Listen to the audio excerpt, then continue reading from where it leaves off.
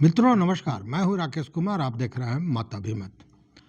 मतलब नीतीश कुमार मुख्यमंत्री बनेंगे या तो फाइनल हो गया कि मुख्यमंत्री नीतीश कुमार ही बनेंगे, लेकिन सरकार महागठबंधन की बनेगी। इसको लेकर नीतीश कुमार ने हरी झंडी दिखा दी है। अब यह मैं क्यों कह रहा हूं, यह बात इसको सुन के आपको आश्चर्य होगा, लेकिन मैं क्यों कह रहा हूं यह भी समझिए। देखिए दोस्तों, चुनाव प्रचार समाप्त होने के 30 घंटे पहले नरेंद्र मोदी बिहार छोड़कर वापस चले गए। तकरीबन 30 घंटे पहले उन्होंने अपनी आखिरी रैली बेतिया में की, और बेतिया में जो रैली की उन्होंने स्पष्ट एक तरह से कहे कि बता दिया, समझा दिया कि नीतीश कुमार का क्या होने वाला है।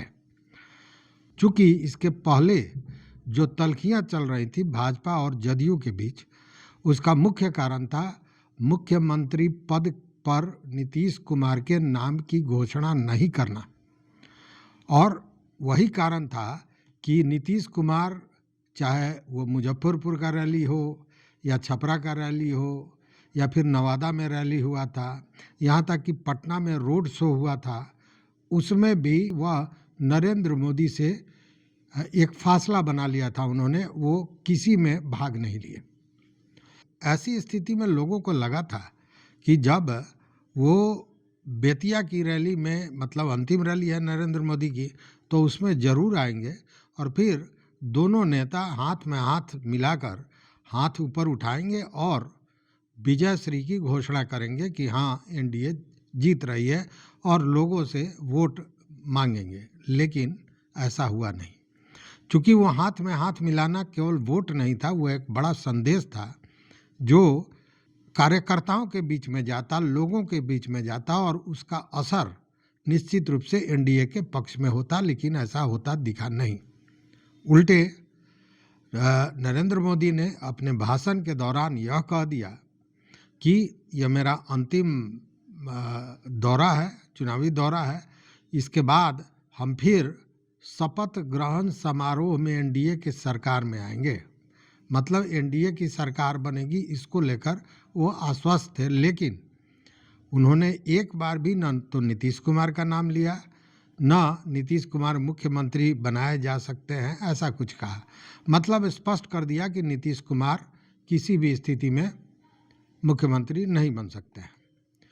अब देखिए कि पहले चरण में तो ऐसा ही मामला फंसा था। पहले चरण में आपने देखा होगा, या जो चीज़ें निकल के सामने आ रही है कि कार्यकर्ताओं और खासकर मतदाताओं में खासी नाराज़गी इस मसले को लेकर था। चूँकि यह मुख्यमंत्री बनाने का मसला जो था, जो आपसी विवाद था, यह पूरी तरह आम जनता में फैला हुआ था और लोगों को लग रहा था कि जो मोदी जी हैं और अमित शाह हैं, यह नीतीश कुमार को किनारा करना चाहते हैं।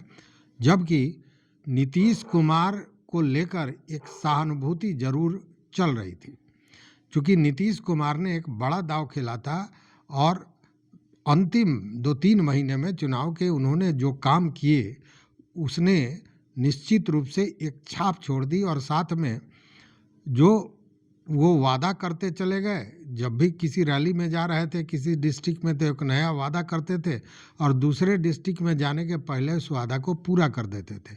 तो लोगों में एक विश्वास फिर उपजा। विकास के काम तो हुए ही हैं निश्चित रूप से, उसको लेकर लोगों में एक सहानुभूति उनको लेकर थी।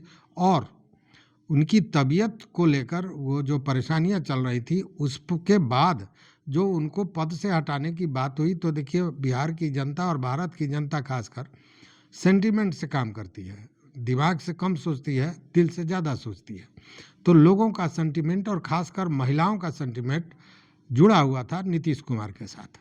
वैसे में इन लोगों द्वारा हटाए जाने की बात, या यूं कहें कि नीतीश कुमार को बिहार की राजनीति से बाहर करने की बात जो थी, वो निश्चित रूप से लोगों को चुभी। और वही असर हुआ कि प्रथम चरण के मतदान में, अगर ये कहा जाए तो इसमें कहीं से अतिशयोक्ति नहीं होगी कि जदयू का जो मत था वह शिफ्ट नहीं कर पाया भाजपा में।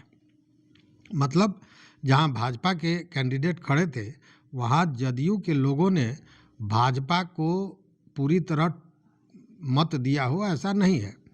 मतदाता वहां पे किनारा कर गए और उन्होंने भाजपा से ज़्यादा पसंद किया राजद या कांग्रेस के उम्मीदवार अगर खड़े थे तो उनको दे दिया, या फिर एक और विकल्प था जनसुराज का। और यही कारण है कि जो भी विशेषज्ञ हैं, चुनावी विशेषज्ञ हैं, जो आकलन कर रहे हैं वो बता रहे हैं कि भाजपा को घाटा होगा, जबकि जदयू को घाटे की बात कोई नहीं बता रहा है। जदयू आगे बढ़ने की बात हो रही है जदयू की।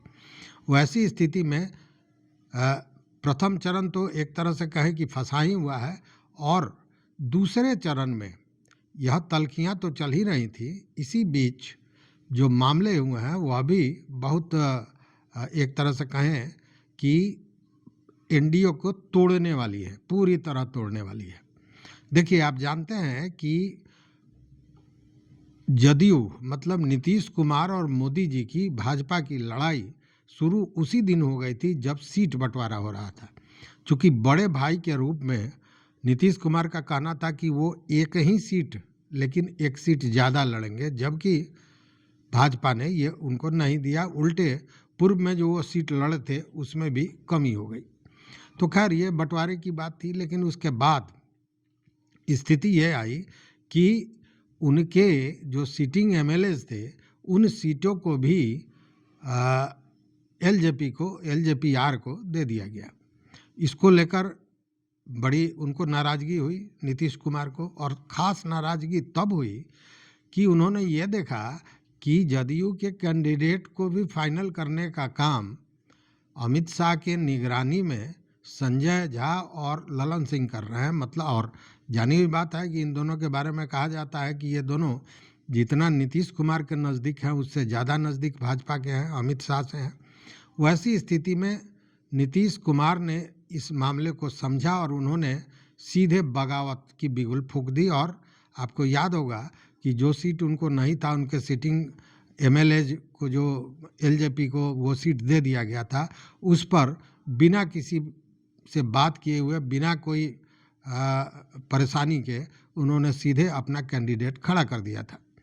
उसके बाद तल्खियाँ और भी बढ़ी थी, और बाद में उन्होंने तो स्पष्ट अपने लोगों को कह दिया था कि जाके पहले ये कहिए कि मुख्यमंत्री के पद की घोषणा नीतीश कुमार के नाम से की जाए, उसके बाद बातें आगे बढ़ेंगी।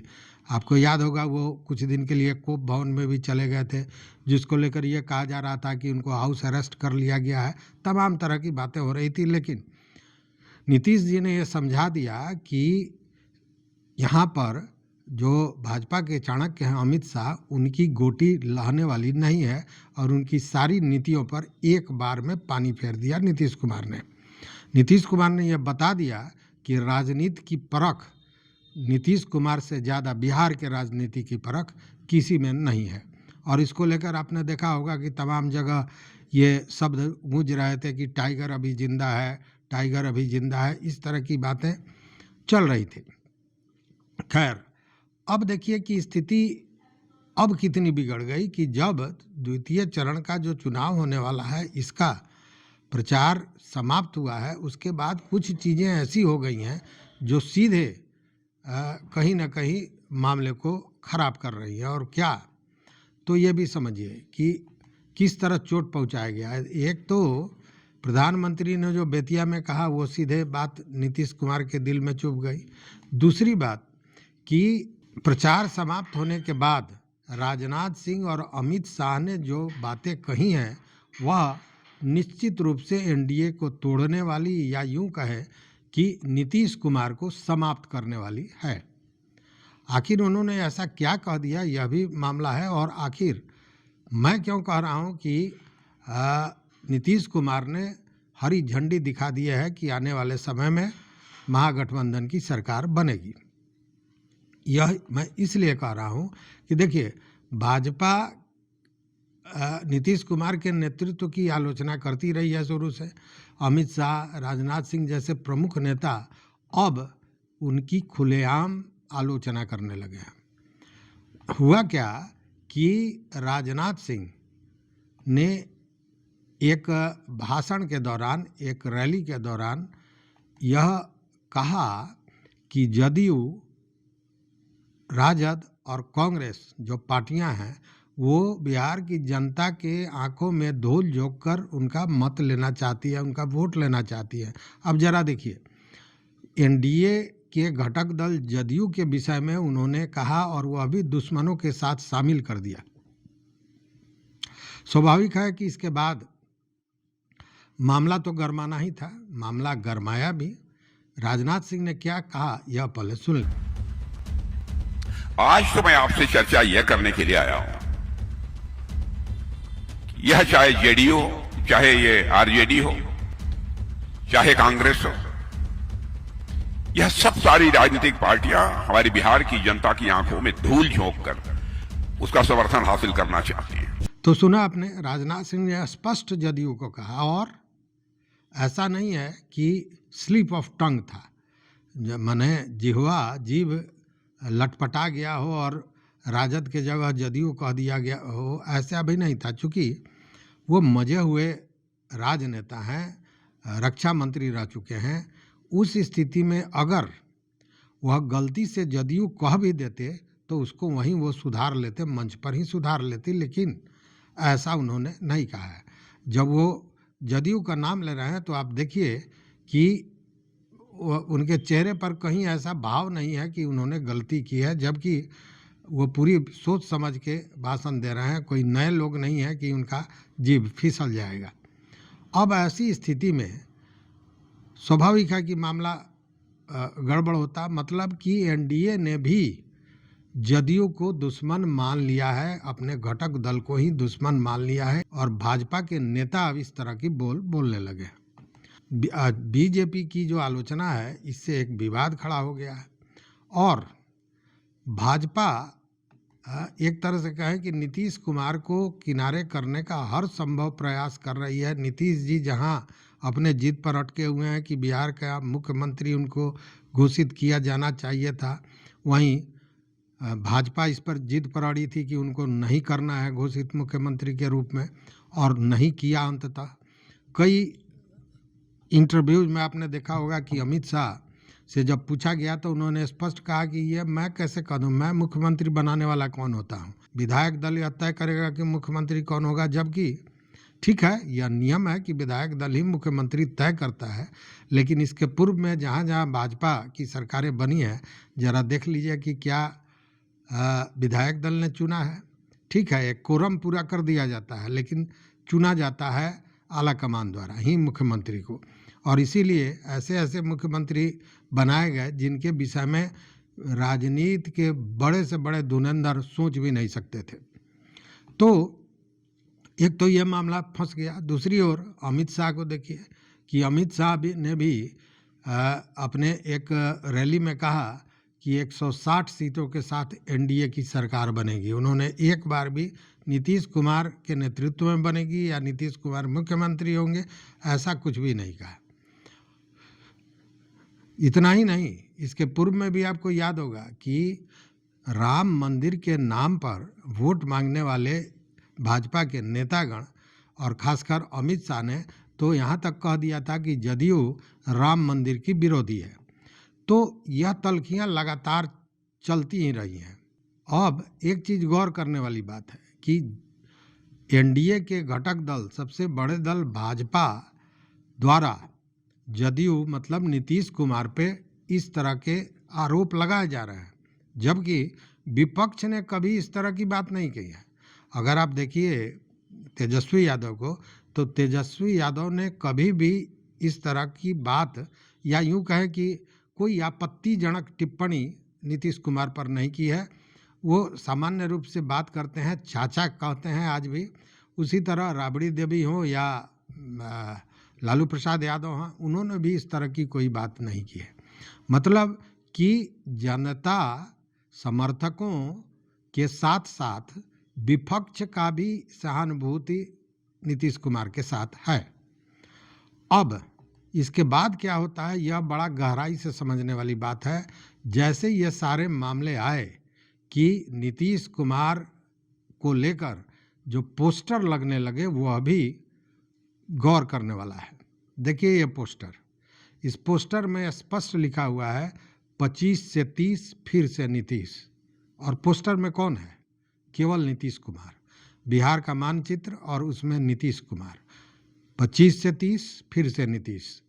मतलब कि नीतीश कुमार ने भी यह संदेश दे दिया है कि मुझे एनडीए के किसी दूसरे नेता, किसी के सहयोग की जरूरत नहीं है। हम सरकार बना लेंगे, तो आखिर बनाएंगे कैसे? सवाल यह है कि सरकार बनाएंगे कैसे अगर एनडीए या भाजपा उनको बनाना नहीं चाहती है एनडीए के सरकार का मुख्यमंत्री। तो ये कहीं स्थिति बनती है, या यूँ कहे दो स्थितियां बनती है। एक स्थिति तो ये कि भाजपा का उतना जो विधायक है वो इनके साथ जुड़ जाए कि ये जो जरूरी संख्या है विधायकों का ये पूरा कर ले, जो होने वाला नहीं है। तो दूसरा एक ही विकल्प है, और वो ये कि नीतीश कुमार फिर एक बार और महागठबंधन के साथ चले जाएं और महागठबंधन के बाद साथ जाकर वो सरकार बना लें। अब देखिए, भले ही राजद या महागठबंधन ने तेजस्वी को मान लिया है मुख्यमंत्री, लेकिन स्थितियां ये है कि महागठबंधन अकेले सरकार बना सकेगी कि नहीं, इसमें शंका है, और संभवतः नहीं बना सकेगी। उतना संख्या नहीं होगा, क्योंकि राजद बहुत बढ़ता नज़र नहीं आ रहा है। तो दूसरी ओर कांग्रेस और जो लेफ्टिस्ट पार्टियां हैं उनकी स्थिति भी अच्छी नहीं दिख रही है। मतलब बहुत ज़्यादा संख्या में विधायकों की जीत दिख नहीं रही है। वैसे स्थिति में अगर सरकार यदि महागठबंधन अपने हिसाब से नहीं बना पाता है, अपनी ताकत से नहीं बना सकता है, तो वह भी चाहेगा कि नीतीश कुमार के साथ लेकर बिहार में महागठबंधन की सरकार बनाई जाए। चूँकि नीतीश कुमार का यह अंतिम दौर है, संभवतः इसके बाद वो उस स्थिति में होंगे भी नहीं कि वो सरकार बनावें या मुख्यमंत्री बने। तो यह अंतिम दौर है, तो इतना भर इंतजार तो महागठबंधन और तेजस्वी यादव कर ही सकते हैं मेरे ख्याल से। देखते हैं आगे क्या होगा, चूँकि ये आपसी विवाद का मामला है। लेकिन जो एनडीए में तल्खियाँ चली हैं, जो बिखराव हुए हैं, अब जदयू भाजपा के दुश्मनों में शामिल हो गया है। जदयू ने पोस्टर से भाजपा के सारे नेताओं का, यहाँ तक कि मोदी और अमित शाह का भी चित्र हटा दिया है। ये सारी चीज़ें इसी ओर इशारा करती हैं कि 25 से 30 फिर से नीतीश तभी संभव है जब महागठबंधन की सरकार बनती है। मतलब मैंने जो कहा कि नीतीश कुमार ने हरी झंडी दे दी है कि बिहार में महागठबंधन की सरकार बनेगी, इसमें ये कहने में कहीं से गुरेज होना नहीं चाहिए। तो मित्रों, ये विश्लेषण आपको कैसा लगा ज़रूर बताइएगा, और अपना मत, अपना विचार हमारे कमेंट बॉक्स में दीजिएगा। चैनल पर नए हों तो निश्चित रूप से सब्सक्राइब कीजिए, लाइक कीजिए, दोस्तों के साथ शेयर कीजिए और अपना विचार ज़रूर दीजिए। बहुत बहुत धन्यवाद, कोटिशः आभार।